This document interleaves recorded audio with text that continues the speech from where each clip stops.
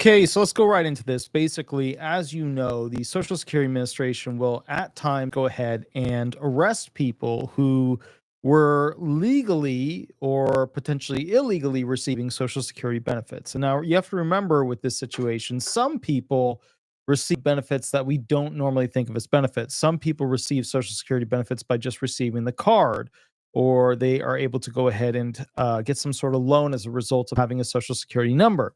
Well, these individuals in particular were very bad. They committed some sort of crime in relation to it. And OIG, the Office of Inspector General, then creates essentially a list of, basically those things that those individuals did improperly. We call them the hot sheets. The hot sheets are straight from Office of Inspector General, which is the group that investigates people who receive Social Security benefits. Let's get into it. Philadelphia man pleads guilty to defrauding the government of more than 1 million in SNAP Medicaid benefits. This was reported on April 29th, 2025. Let's get into it.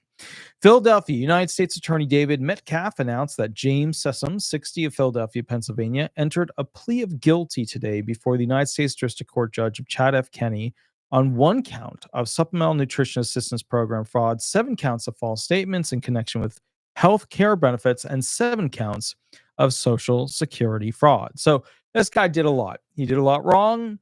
It's not good. Let's get into why. Sessoms was charged by indictment with those offenses in October of 2024. So just to be clear, this is before Elon, before DOGE, although we're starting to see a rollout of those people who were arrested as a result of the higher scrutiny from DOGE. Okay. So basically, Sessoms was charged by indictment with those offenses in October of 2024, arising from his scheme to use stolen identities and stolen Social Security numbers to file for government benefits. Again, I don't understand how they get these Social Security numbers. I don't understand how so many of them are valid. I don't know. They get them from the dark web, and then they, you know what I mean? And how they get up on the dark web, it's because sometimes, and of course the largest ones, the Social Security Administration or their partners, the companies that they work with or the agencies they work with, will get hacked, and all that stuff ends up on the dark web. Go check out December 2023. That was the real whopper. 200 plus million Social Security numbers were then placed onto the dark web. Not a good thing. All right, so Sessoms was charged by indictment with those offenses in October 2024, arising from his scheme to use stolen identities and Social Security numbers to file for government benefits, including SNAP and Medicaid, with a total loss to the government of $1,063,633. That's a lot of money. That's a lot of scamming. As a part of the scheme, the defendant would sell the fraudulently acquired SNAP cards for profit at a local supermarket. As detailed in court filings and admitted to by the defendant from in or about November 2019 through in or about November 2023, Sessoms defrauded the U.S. Department of Agriculture, USDA, of SNAP benefits. That's your classic food stamps card. And the U.S. Department of Health and Human Services, HHS, they handle like HIPAA stuff. For the most part. Real quick, before we go forward, I got to do a huge thank you to Princess Diana. She did a $20 donation, which is absolutely massive. She also did a $2 donation, and she's been with us going way, way, way back. You can see the little membership notification there next to her name. She's been with us for a really long time. She's been a member for a really long time. So if you do support this channel, she's a good one to look to. She's done an amazing job, and we super, super, ultra appreciate her on the channel. And also a super thank you to Kosher as well for doing a great job moderating. But let's get right back to the script real quick. So basically, this guy defrauded HHS, USDA, Pennsylvania Department of Human Services, PADHS, Medicaid, by submitting false and fraudulent benefit applications, including false and fraudulent identification documents in connection with his applications. As a part of the scheme, Sessoms obtained or created the names, Social Security numbers, and personally identifiable information for several fictitious persons, and obtained the names and personally identifiable information of other persons, including, this is the important part, including valid Social Security numbers, which he placed on the application for SNAP and medical benefits, which were submitted to PADHS under penalty of perjury. To obtain these benefits, Sessoms also submitted false and fraudulent driver's licenses bearing his photograph under those fictitious and other persons' names. So imagine our government system not being able to catch a guy who finds valid but illegally obtained social security numbers, and then he puts his face on a bunch of different driver's licenses that basically have different names and different things, etc. But again, it was bearing his photograph under those fictitious and other persons' names.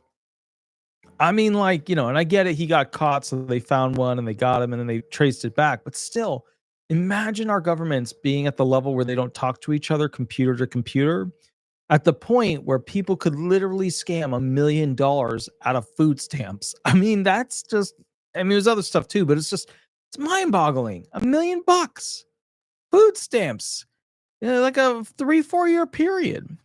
On some of the online applications, the defendant added purported family members such as spouse and children, which caused for more funds to be awarded for SNAP benefits, but also caused additional Medicaid costs, including additional costs for all of the added family members. To obtain these benefits, with family members on the application, Sesame submitted the fraudulent names and personally identifiable information for spouse and children to include fraudulent birth certificates for the children. I mean, imagine that. Imagine being at the level where you are creating fraudulent birth certificates, submitting them, and they're not getting questioned. Like, that's just mind-boggling. Like, I get it. Like, some people are like, okay, some people could make like a license, but he was fraudulently creating fake people, fake birth certificates to obtain. So it's just mind-boggling, guys. Like, imagine that. Imagine how easy it is for these criminals to fraud us. The Social Security numbers utilized in connection with these identities were valid Social Security numbers. Literally, right there, they were valid Social Security numbers assigned by the Commissioner of Social Security, but assigned to other individuals than the names alleged by the defendant. So how do these people get so many valid socials? It's just mind-boggling how they do that. From in or about November 2019 to in or about November 2023, PADHS, it's like food stamps for Pennsylvania, with joint federal funding from HHS, Health and Human Services, provided Medicaid coverage to Sesame's under his numerous aliases, as well as to his purported family members, as he indicated on his fraudulent application. So this dude could literally go to the hospital on fraudulently obtained Medicaid, and they would have to pay it. It's amazing. From in or about November 2019 through in or about November 2023, PADHS, with federal funding from the USDA, provided SNAP benefits to Sesame's under his numerous aliases, as well as to his purported family members, as he indicated on his fraudulent applications. The defendant is scheduled to be sentenced on August 21st and faces a maximum possible term of 90 years imprisonment.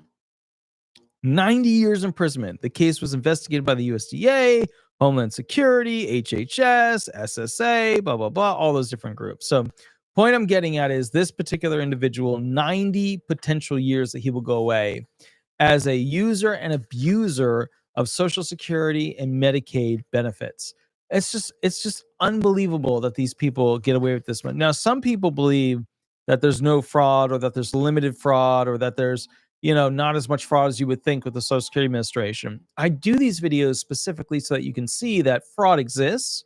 It is to a certain percentage rampant, and they have to get better at fixing the system so that all of our agencies have computer systems that communicate with each other so that we don't end up with this situation.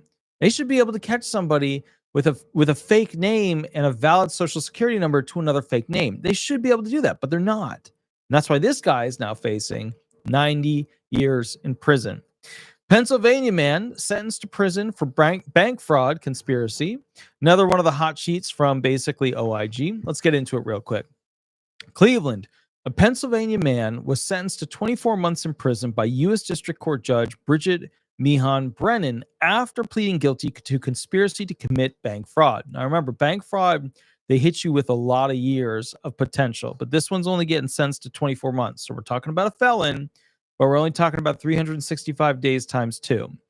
Marquise A. Billy, 31, of Long Pond, was also ordered to serve 5 years of supervised release after imprisonment. Additionally, he was ordered to pay restitution in the amount of $107,800. So, not a huge financial amount. He's getting 2 years in prison. He was only 31 years old, and then 5 years of supervised release of imprisonment. So, to be fair, they're going to be watching him for a while. According to court documents, Billy collaborated with the co-conspirator Rodney A. Martin, 62, of the Bronx, New York, to carry out a criminal scheme to find banks where they could cash fake checks. On October 12th, 2022, the two took a flight from New York to Ohio. After arriving in Columbus, Billy rented a car, and the two proceeded to drive throughout the state to cash fraudulent checks at banks they had pre-selected to target. Billy provided Martin with counterfeit United States passport identification cards of 14 individuals to use as ID to cash checks. So, this is like literally like Mission Impossible stuff. This guy had 14 individuals in ID form. So IDs, cash checks, all that stuff. So his face must have been on 14 of these identification cards that had different names, different this, different that. Using the tactic, Martin was able to fraudulently cash checks at several financial institutions in amounts ranging from $4,500 to $5,500. So we're not talking big money. You know what I mean? It's only $4,500 to $5,500. But to do enough of those to get to $107,800, I mean, that's pretty well. Let's take a look real quick because I'm kind of curious. Let's get the calculator up. Let's see how many we're talking about here. All right, let's get that calculator. There it is. All right, so what we're going to do is we're going to take some round. All right, we'll just do 107,000, right? There you go. We're going to divide that by, let's say, 5,000. That totals. So he only had to do 21.4 of these. So around 21 of these is what he had to do to pull off that much potential fraud. So I mean, that's not that much. I mean, only doing 21 of these cash checks. I mean, that's not that much. During the investigation, authorities discovered that the defendants had in fact made multiple trips to Ohio and elsewhere to carry out their conspiracy to commit bank fraud. The two men visited 21 bank locations where Martin cashed fraudulent checks using the fake IDs that Billy provided. In the Northern District of Ohio, the banks targeted were located in Ashtabula, Cuyahoga, Geauga, and Portage, and Trumbull in Wayne counties. I butchered every one of those names. I apologize. If you live in Ohio, it's your own damn fault. All right. In total, Billy and Martin stole $107,800 from several community banks. On February 6, 2024, okay, so again, before Elon, before Doge, this is all Biden territory. U.S. District Court Judge John R. Adams sentenced Martin to 30 months in prison and 5 years of supervised release after he pled guilty to conspiracy to commit bank fraud and aggravated identity theft. This case was investigated by the U.S. Immigration Customs Enforcement, Homeland Security, Social Security Administration, and then the local counties and the sheriffs. So what did we learn? We learned that basically they're going to catch you after you do enough of these. So he did just over 20 of these checks with the banks to go ahead and get them cashed. He had fake IDs provided to him. And then at some point they caught him, etc. But to be fair, as a testament to this, Americans aren't doing well. So we're going to be seeing a lot of people trying to commit fraud to basically just have a better life. And that's the reality here. Now, the next person we're going to be talking about was sentenced to 16 years in prison. So not small stuff. We're talking about big stuff. Let's get into it real quick. This gentleman right here, former Monmouth County resident, sentenced to 16 years in prison for role in fraudulently obtaining over $3.7 million in CARES Act loans. Let's go through it. April 29, 2025. This was reported basically yesterday. Newark, New Jersey. I know it well. Sometimes I fly in there to go to the horse farm. A former resident of Monmouth County was sentenced to prison for his role in a scheme to fraudulently obtain payroll protection program and economic injury disaster loan funds. U.S. attorney. You know what's funny about some of that stuff? Some of the stuff I've never even gotten. Like these guys were masters at getting this stuff, and I just some of the stuff I missed. But also some of them were like loans. I didn't want to take on more, but I'm just amazed. I'm really genuinely amazed at how these people were able to manipulate the hell out of these, out of these COVID programs. All right, U.S. Attorney Alina Habba announced, we know her, she does the New Jersey stuff. Kevin Aguilar, age 54, previously of Farmingdale, New Jersey, was sentenced by U.S. District Court Judge Michael A. Shipp in Trenton Federal Court following Aguilar's guilty plea to 1 count of conspiracy to commit bank fraud, 7 counts of bank fraud, 1 count of conspiracy to commit wire fraud, 3 counts of wire fraud, 1 count of conspiracy to commit money laundering, 1 count of money laundering, and 1 count of aggravated identity theft.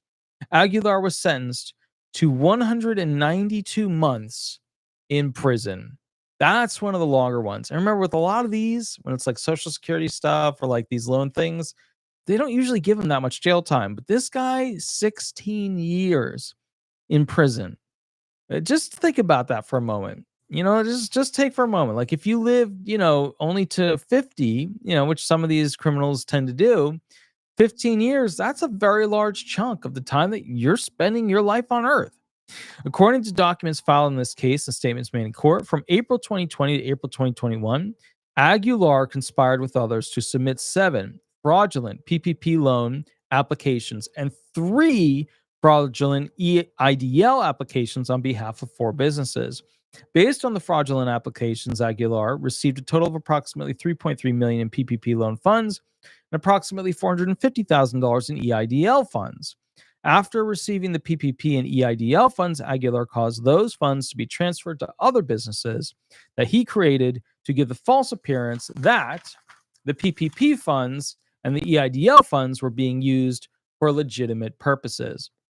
That's smart. He was intermingling brand new fake companies with ones that he had already established. That is smart. I mean, if you're going to do crime, mix it up. Aguilar then used the PPP and EIDL funds to purchase residential properties in Sherman, Texas, a new truck of approximately $100,000, and to pay for other personal expenses. So he got residential properties. He was getting a bunch of rentals, set up. Got a new truck for approximately $100,000, which blows my mind. If you guys get a chance, look up regular trucks. Like look up your classic F-250 truck. The prices are insane on those things. Like does not make sense at all. In addition to the 192-month prison term, Judge Shipp sentenced Aguilar to 5 years of supervised release and ordered him to pay $3,772,567 in restitution, as well as a forfeiture money judgment of $3,772,567. So he's going to get hit with that. So Judge Shipp also ordered the forfeiture of approximately $1,511,221.62 that law enforcement seized from 12 bank accounts, as well as the 3 real properties in Sherman, Texas. So, I mean, you can just imagine, he bought them improperly, he got them, and now he's got to get rid of them. But, I know what he was doing. He was setting up rentals. That's what he was doing. U.S. Attorney Habba credited special agents of the Federal Deposit Insurance Corporation, Office of the Inspector General, yada, yada, yada, all these different groups. The government is represented by Assistant U.S. Attorney David V. Simonovich, that's the name, Simonovich, of the U.S. Attorney's Office Healthcare Fraud Unit, Assistant U.S. Attorney Jennifer S. Kozar of the U.S. Attorney's Office of Economic Crimes, United in Newark, blah, blah, blah, blah, blah. The District of New Jersey COVID-19 Fraud Enforcement Strike Force is one of the 5 strike forces established through the United States by the U.S. Department of Justice to investigate, prosecute COVID-19 fraud. The strike force on a large scale, multi-state pandemic relief fraud perpetrated by criminal organizations and transactional actors. These strike forces are interagency, law enforcement efforts using prosecutor-led and data analyst-driven teams designed to identify and bring to justice those who stole pandemic relief funds. I'm always amazed at this. Like, there's still pandemic funds that are due to me that have not yet been paid yet. Like, that's how ridiculous it is. It's not much. It's like $4,000 or whatever, but that's how ridiculous this is. These guys were able to fast track it, get tons of money out. Just blows my mind. Anyone with information about allegations or attempted fraud involving COVID-19 can report it by calling the Department of Justice's National Center for Disaster Fraud Hotline, 866-720-5721. Now, what did we learn from these? Well, and again, this is another one. Basically, this is basically Biden era stuff, During the Biden era, there was a lot of fraud. Trump had it too, but I think Biden's Biden kind of took over the programs and could have tightened it down a little bit, you know what I mean, to make it so that people weren't abusing them as much. I think realistically, at the end of the day, we're seeing a lot of criminals coming forward that like were doing this stuff at the beginning of Biden's presidency and then kind of finishing up at the end of it and getting arrested, which is not bad. I mean, they're just, we're talking, 100,000 million, 3 million something. It's big money. It's big money at the end of the day. I think another thing to kind of keep in mind with this whole situation is that as we keep seeing these different criminals who do this kind of crime, it tends to make people feel like, okay, well, these are the real criminals. These are the real people who do bad stuff. But then, when we go look at some of the other stuff, like where they have the investigators go out and just basically follow some disabled person around to see, like, what's going to happen, what can they find? It is pretty interesting to see, basically like they're spending a lot of time going after potential disabled people that maybe aren't as disabled as they used to be and removing their benefits. And I don't know. And I do get it because, if you remove a disabled person's benefits or a social security recipient who's not supposed to be receiving them like now, over the years, it adds up, so it's, let's say that you're getting, hold on, let me pull up the calculator again real quick. Hold on. Let's get the calculator up. Let's do some basic math here. Hold on. So if we get the calculator up, let's say that you are receiving, I don't know, let's just do round numbers. Let's say $2,000 and let's say it's over a 3-year period. So 36 months, right? You're looking at $72,000. So, I mean, it does add up. It does add up when you look at this situation, how it works, what's going on with it. $72,000, that's a chunk of money. That's a chunk of money. But, what's just interesting is that I feel like, I don't know, sometimes I just feel like they're really trying to find people that are disabled and put them through it a little bit, like create that, like, that feeling, that like anxiety, that wiretappy feel in the like community of disabled people. The other side of the coin is there's a lot of disabled people who aren't really that disabled that are on the benefits. They were disabled, now they're not disabled. That's just one of those, and they don't, the civilian disability benefits like SSI, SSDI, stuff like that, they don't have protection like the VA people. The veterans, if they were on veteran benefits like VA compensation for 20 years, that's it. They're locked. Unless there was fraud or something, but otherwise they're locked in. They could have a miracle cure. They could like everything could change in their body and magically are fine now. They are locked. You can't take those benefits away. And that kind of brings me up to my next point, which is that I don't know, we might need something like that for civilians where their benefits are locked in. Like if you're disabled for like, let's say 20 years, right? I don't know. Even if you had improvement, I think we should continue the payments because what the hell are the job? Like you would have to like retrain your body to go back into work. Other people will say, no, it's disgusting. Make them go back to work. I can see both sides. I could see both sides argued. But anyways, Attorney Walter Hnot, please remember to like and subscribe. The like button is not getting enough love right there. Make sure you hit the like button. Also, if you could, go to Google, type in Disability Resolution Law Firm or Disability Resolution Florida. Throw some stars up there if you want. Totally up to you. I like to wake up and see them, so that's always one of those things. Additionally, just real quick, I go live on Mondays and Thursdays usually. And if you need a private session where basically I answer a tough question, there's a mini contract below. But if you just need a quick 5-minute, little thing where we talk, Mondays and Thursdays, those are the days. All right, we're going to be doing the next video shortly where we talk about this brand new release today thing that Trump released. And it is basically a letter to Democrats that are Social Security recipients and Social Security program administrators. And it is spicy, very, very spicy. But I will catch you guys at the next video in about 10 minutes. I'm going to go ahead and grab some juice, get some sugar in me, and we will rock and roll from there. You have a wonderful night, and we'll go from there. Thanks so much. Bye-bye, everybody. Bye-bye.